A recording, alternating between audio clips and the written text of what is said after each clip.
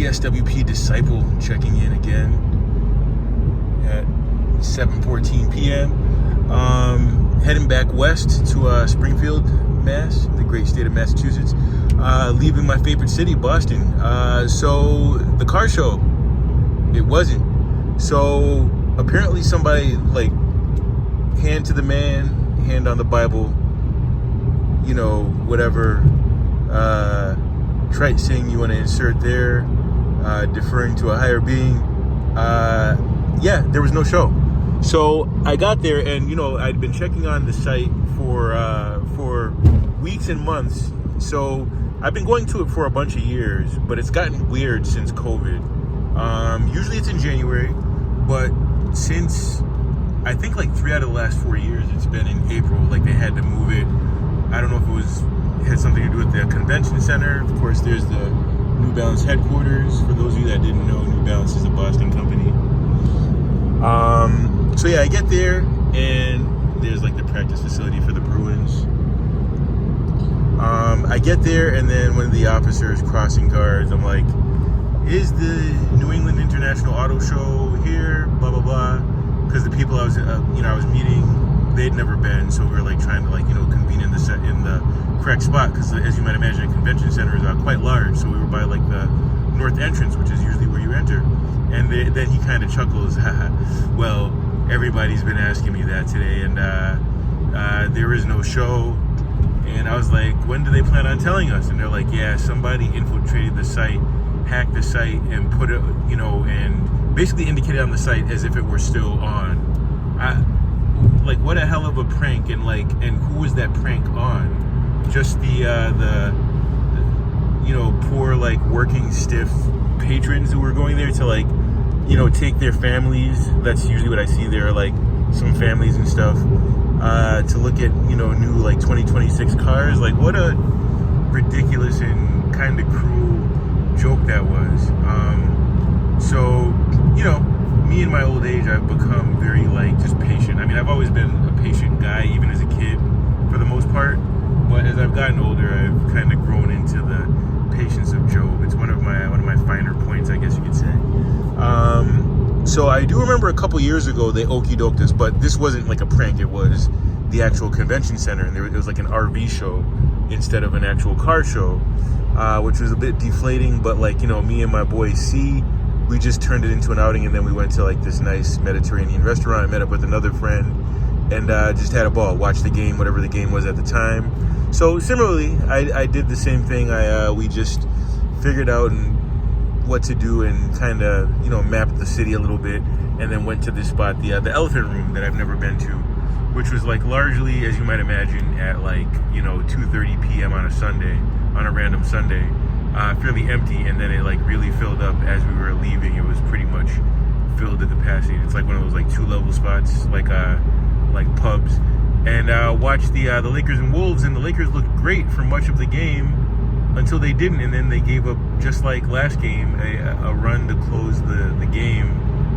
They just, Doncic, he had 38 points, but it wasn't a good 38. He was like 12 of 26, all right, not too bad, just about 50%. But like 1 rebound, 2 assists, a steal and a block, I think, or something, some variant of that. But it was like all like 1s and 2s across. It was like 1-2, and then the rest were 1. So essentially, they just made him into a like on-ball scorer, which I think the Lakers, like, by halftime needed to defer more to Austin Reeves or LeBron. LeBron had a great first half, and then the second half he concentrated more on like facilitating and defense. Great defense. Really, this has been a great defensive series for him, and they're now down 3-1. So it looks like it's going to be a waste of probably LeBron's greatest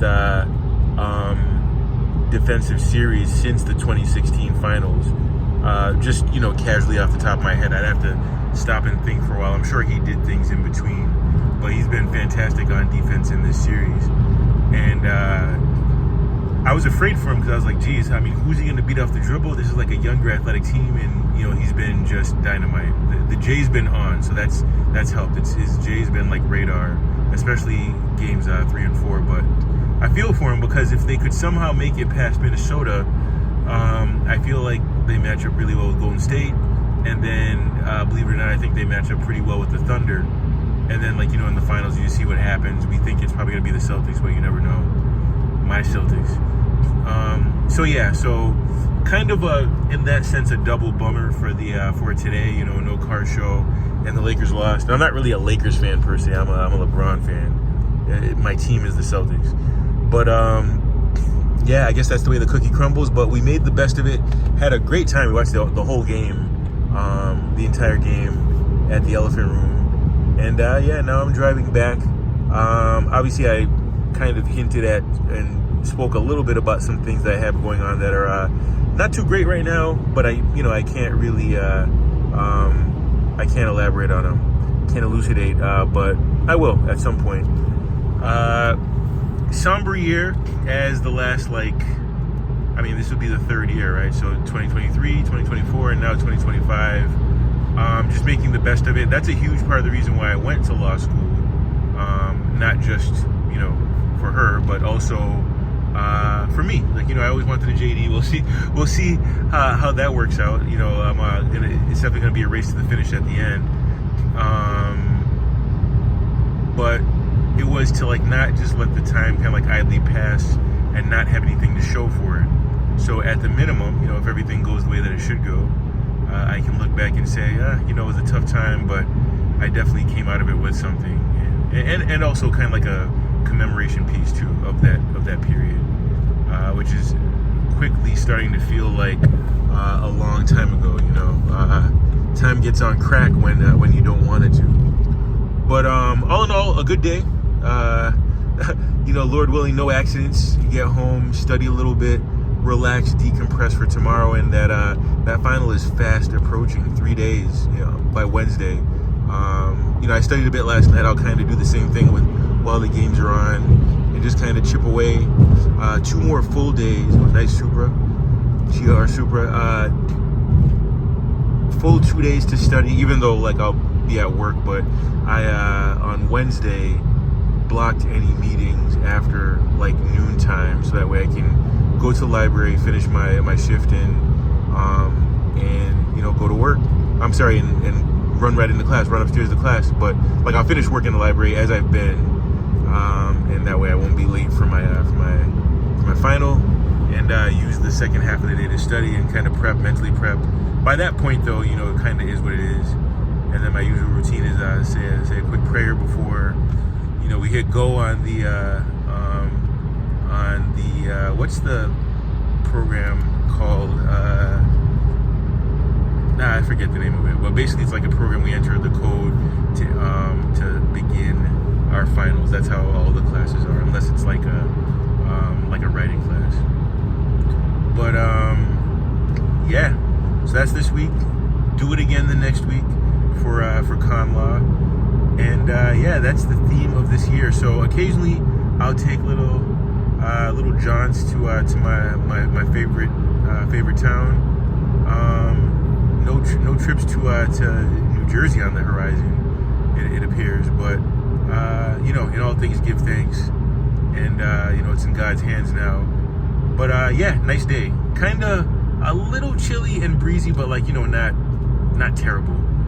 And say a prayer if you're so inclined, just all around for my finals and for my personal life.